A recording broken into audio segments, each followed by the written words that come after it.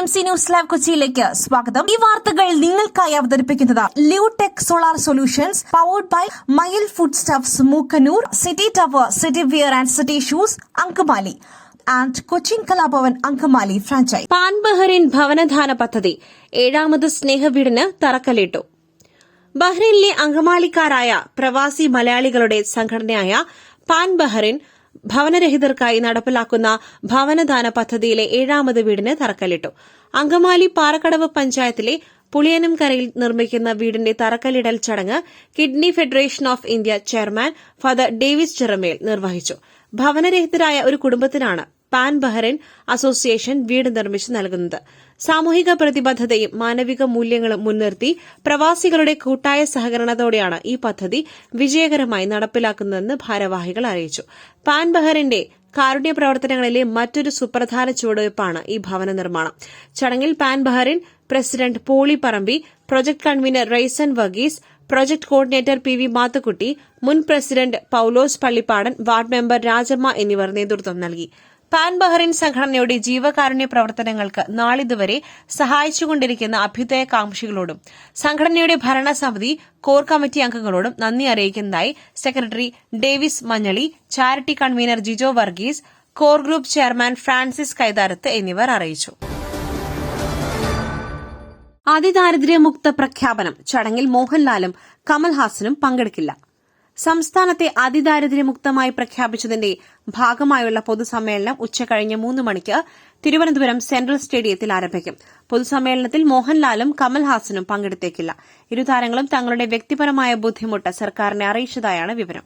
മമ്മൂട്ടി ചടങ്ങിൽ പങ്കെടുക്കുവാൻ തിരുവനന്തപുരത്ത് എത്തിയിട്ടുണ്ട്. മോഹൻലാൽ ദുബായിലാണെന്നാണ് ലഭിക്കുന്ന വിവരം. കമൽഹാസനും തന്റെ വ്യക്തിപരമായ തിരക്കുകൾ സർക്കാരിനെ അറിയിക്കുകയായിരുന്നു. മമ്മൂട്ടിയായിരിക്കും ചടങ്ങിലെ മുഖ്യാതിഥി. വൈകിട്ട് 5 മണിക്ക് സെൻട്രൽ സ്റ്റേഡിയത്തിലാണ് പൊതുസമ്മേളനം നടക്കുക. മുഖ്യമന്ത്രി പിണറായി വിജയനൊപ്പം മറ്റ് വകുപ്പ് മന്ത്രിമാരും ചടങ്ങിൽ പങ്കെടുക്കും. സംസ്ഥാനത്തെ എല്ലാ തദ്ദേശ സ്വയംഭരണ സ്ഥാപനങ്ങളിലും പ്രത്യേക പരിപാടിയും നടത്തും. ആന്ധ്രയിലെ ക്ഷേത്രത്തിൽ തിക്കിലും തിരക്കിലും പെട്ട 9 പേർ മരിച്ചു. നിരവധി പേർക്ക് പരിക്ക്. ആന്ധ്രാപ്രദേശിലെ ശ്രീകാകുളത്തെ വെങ്കടേശ്വര സ്വാമി ക്ഷേത്രത്തിൽ തിക്കിലും തിരക്കിലും പെട്ട് 9 പേർ മരിച്ചു. നിരവധി പേർക്ക് പരിക്കേറ്റു. ക്ഷേത്രത്തിലെ ഏകാദശി ചടങ്ങുകൾക്കിടയിലാണ് അപകടമുണ്ടായത്. പ്രദേശത്ത് രക്ഷാപ്രവർത്തനം പുരോഗമിക്കുകയാണ്. പരിക്കേറ്റവരെ അടുത്തുള്ള ആശുപത്രിയിലേക്ക് മാറ്റിവരികയാണ്. സംഭവത്തിൽ ആന്ധ്രാപ്രദേശ് മുഖ്യമന്ത്രി ചന്ദ്രബാബു നായിഡു നടുക്കവും ദുഃഖവും രേഖപ്പെടുത്തി. ഏകാദശി ഉത്സവത്തിൽ പങ്കെടുക്കുവാൻ പതിവിലും ഭക്തരെത്തിയതും തിരക്ക് കൃത്യമായി നിയന്ത്രിക്കുവാൻ സംവിധാനമൊരുക്കാത്തതും അപകടത്തിന് കാരണമായെന്നാണ് ദൃക്സാക്ഷികൾ പറയുന്നത്. 12 ഏക്കർ വിസ്താരമുള്ള ഈ ക്ഷേത്രം ദക്ഷിണേന്ത്യയിലെ വളരെ പ്രസിദ്ധമായ തീർത്ഥാടന കേന്ദ്രങ്ങളിൽ ഒന്നാണ്. സംസ്ഥാനത്തിന് പുറത്തുനിന്നും ആളുകൾ ക്ഷേത്ര ദർശനത്തിന് എത്താറുണ്ട്.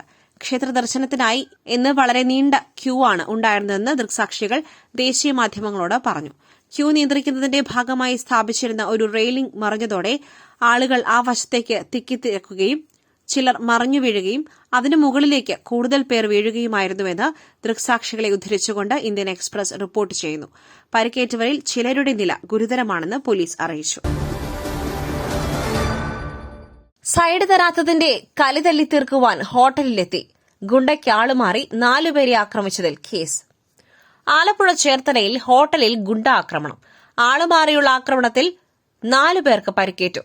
കാപ്പ ചുമത്തപ്പെട്ടിട്ടുള്ള സ്ഥിരം കുറ്റവാളിയാണ് ഹോട്ടലിൽ അതിക്രമം കാട്ടിയത്. ചേർത്തല സെന്റ് മേരീസ് പാലത്തിന് സമീപമുള്ള ബ്രൂഫിയ റെസ്റ്റോറന്റിലാണ് ഗുണ്ട ആക്രമണം ഉണ്ടായത്. വാഹനത്തിന് സൈഡ് നൽകാത്തത് ചോദ്യം ചെയ്യാനാണ് ചേർത്തല സ്വദേശികളായ അഭിരാമും ദീപുവും ഹോട്ടലിലെത്തിയത്. ഹോട്ടലിലെ ജീവനക്കാരനാണ് വാഹനം ഓടിച്ചതെന്ന് തെറ്റിദ്ധാരണയിലായിരുന്നു ആക്രമണം. പിടിച്ചുമാറ്റാനെത്തിയ ഹോട്ടലിലെ വനിതാ ജീവനക്കാരെയും ഭക്ഷണം കഴിക്കാനെത്തിയവരെയും ഉൾപ്പെടെ മർദ്ദിച്ചു. പിന്നീടാണ് ആളുമാറിയെന്ന വിവരം അറിഞ്ഞത്.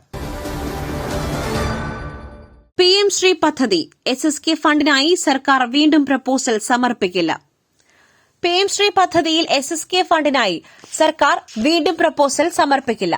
ഫണ്ടുമായി ബന്ധപ്പെട്ട നടപടി എല്ലാം പൂർത്തിയാക്കിയിട്ടുണ്ടെന്ന് SSK ഉദ്യോഗസ്ഥർ സർക്കാരിനെ അറിയിച്ചു. സാങ്കേതികമായി ഇനി പുതിയ പ്രപ്പോസൽ നൽകേണ്ടതില്ല. മുൻ വർഷങ്ങളിലെ കുടിശ്ശിക ലഭിക്കുന്നതിനായുള്ള രേഖകൾ നൽകുന്ന കാര്യം സർക്കാർ പരിഗണിക്കും എന്നാണ് സൂചന. വിദ്യാഭ്യാസ വകുപ്പുമായി കൂടി ആലോചിച്ച ശേഷമാകും തീരുമാനം. പുതിയ പ്രപ്പോസൽ സമർപ്പിക്കുവാൻ കേന്ദ്ര വിദ്യാഭ്യാസ വകുപ്പ് നിർദ്ദേശം നൽകിയിരുന്നു. അതേസമയം PM ശ്രീ പദ്ധതി താൽക്കാലികമായി മരവിപ്പിക്കുവാനുള്ള മന്ത്രിസഭാ യോഗ തീരുമാനം ചീഫ് സെക്രട്ടറി കേന്ദ്രത്തെ അറിയിച്ചേക്കും. PM ശ്രീ പദ്ധതിയിൽ നിന്നും കേരളം പിന്മാറരുതെന്ന് കേന്ദ്ര സർക്കാർ ആവശ്യപ്പെട്ടു. കരാറിൽ ഉറച്ചു നിൽക്കണമെന്ന് കേന്ദ്ര വിദ്യാഭ്യാസ മന്ത്രി ധർമ്മേന്ദ്ര പ്രധാൻ പ്രതികരിച്ചു. PM ശ്രീ പദ്ധതിയിൽ ചേർന്ന ഉടൻ SSK ഫണ്ട് 320 കോടി രൂപ സംസ്ഥാനത്തിന് ലഭിക്കും എന്നായിരുന്നു പ്രതീക്ഷിച്ചിരുന്നത്. ബുധനാഴ്ച പണം അനുവദിക്കും എന്നായിരുന്നു അറിയിപ്പ്. പദ്ധതി മരവിപ്പിക്കുവാൻ തീരുമാനിച്ചതോടെ ഫണ്ട് അനുവദിക്കുന്നതിൽ നിന്നും കേന്ദ്രം പിന്നോട്ടുപോയി എന്നാണ് വിവരം. പുട്ടു രുചികരമാവണമെങ്കിൽ മയിലിന്റെ പുട്ടുപൊടി തന്നെ വേണം. അതിന് ചെമ്പാപ്പുട്ടാണെങ്കിലും അങ്ങനെ തന്നെ. മയിൽ റൈസ് ആൻഡ് ഫുഡ് പ്രൊഡക്ട്സ്, ശ്രേഷ്ഠം സമ്പുഷ്ടം. എഴുത്തച്ഛൻ പുരസ്കാരം KG ശങ്കരപ്പിള്ളയ്ക്ക്. 2025 എഴുത്തച്ഛൻ പുരസ്കാരം കവി KG ശങ്കരപ്പിള്ളയ്ക്ക്. മലയാള ഭാഷയ്ക്കും സാഹിത്യത്തിനും നൽകിയ സമഗ്ര സംഭാവന പരിഗണിച്ചാണ് പുരസ്കാരം. 5 ലക്ഷം രൂപയും പ്രശസ്തി പത്രവും ഫലകവും അടങ്ങുന്നതാണ് പുരസ്കാരം. എഴുത്തച്ഛന്റെ പേരിലുള്ള പുരസ്കാരം ഏതൊരു സാഹിത്യകാരന്റെയും സ്വപ്നമെന്ന് KG ശങ്കരപ്പിള്ള മാധ്യമങ്ങളോട് പറഞ്ഞു. കേരളത്തിന്റെ ചരിത്രവും സംസ്കാരവും മുതൽ തത്വചിന്തയും ഹാസ്യവും വരെ ഒഴുകുന്ന സുന്ദര കവിതകളിലൂടെയാണ് KG ശങ്കരപ്പിള്ള എന്ന KGS മലയാളികളുടെ പ്രിയ കവിയായത്. ആധുനിക മലയാള കവിതയുടെ മുഖമായാണ് സാഹിത്യലോകം KGS കവിതകളെ പരിഗണിക്കുന്നത്. 1947 കൊല്ലം ജില്ലയിലെ ചവറയിലാണ് KGSന്റെ ജനനം. കൊച്ചിയിലെ വൃക്ഷങ്ങൾ, ബംഗാൾ, അയോധ്യ, കഷണ്ടി, നന്നങ്ങാടികൾ, KGS കവിതകൾ മുതലായവയാണ് പ്രധാന കൃതികൾ. നെല്ല് സംഭരണത്തിൽ ആശ്വാസം, 2 മില്ലുകളുമായി കരാർ ഒപ്പിട്ടു. നെല്ല് സംഭരണവുമായി ബന്ധപ്പെട്ട 2 മില്ലുകളുമായി കരാർ ഒപ്പിട്ടു. ഉച്ചയ്ക്ക് ശേഷം ആലപ്പുഴയിൽ നിന്നും നെല്ല് സംഭരിച്ചു തുടങ്ങും. മുഖ്യമന്ത്രിയുടെ നേതൃത്വത്തിൽ ചർച്ച നടത്തിയിട്ടും മില്ലുടമകൾ സഹകരിക്കാത്ത സാഹചര്യമുണ്ടായിരുന്നു. ഇപ്പോൾ ഭക്ഷ്യമന്ത്രിയുടെ ഓഫീസ് ഇടപെട്ട് 2 മില്ലുകളുമായി ധാരണയിലെത്തി. തൃശൂരിൽ നിന്നും ആലപ്പുഴയിൽ നിന്നും ഇന്ന് തന്നെ നെല്ല് സംഭരിച്ചു തുടങ്ങും. ആവശ്യങ്ങളിൽ ഒരു ആവശ്യം മുഖ്യമന്ത്രിയുടെ നേതൃത്വത്തിലുള്ള സമിതി അംഗീകരിച്ചിരുന്നു. 100 ക്വിന്റൽ നെല്ല് സംഭരിക്കുമ്പോൾ 66.5 ക്വിന്റൽ അരിയാക്കി നൽകിയാൽ മതിയെന്ന് തീരുമാനിച്ചിരുന്നു. എന്നാൽ കുടിശ്ശിക ഇതുവരെ അനുവദിച്ചിരുന്നില്ല. കുടിശ്ശിക തുക കൊടുക്കുമെന്നാണ് ഉറപ്പു നൽകിയതിനെ തുടർന്ന് 2 മില്ലുകൾ ഇപ്പോൾ സർക്കാരുമായി ധാരണയിലെത്തി. അതേസമയം പാലക്കാട് അടക്കമുള്ള ജില്ലകൾ കടുത്ത പ്രതിസന്ധിയിലാണ്. നെല്ല് സംസ്കരണ മില്ലുടമകൾക്ക് 2022-23 സംഭരണ വർഷം ഔട്ട് ടേൺ റേഷ്യോയുമായി ബന്ധപ്പെട്ട് നൽകുവാനുള്ള നഷ്ടപരിഹാര തുകയായ 63.37 കോടി രൂപ അനുവദിക്കുന്ന കാര്യം മന്ത്രിസഭ പരിഗണിക്കുമെന്ന് മില്ലുടമകളുടെ യോഗത്തിൽ മുഖ്യമന്ത്രി പിണറായി വിജയൻ അറിയിച്ചിരുന്നു. നെല്ല് കടത്തുന്നതുമായി ബന്ധപ്പെട്ട ട്രാൻസ്പോർട്ടേഷൻ ചാർജ് അനുവദിച്ചു നൽകുവാൻ കേന്ദ്ര സർക്കാരിനോട് ആവശ്യപ്പെട്ടിട്ടുണ്ട്. മറ്റൊരു വാർത്തയുമായി കണ്ടുമുട്ടുന്നതുവരെ നന്ദി, നമസ്കാരം.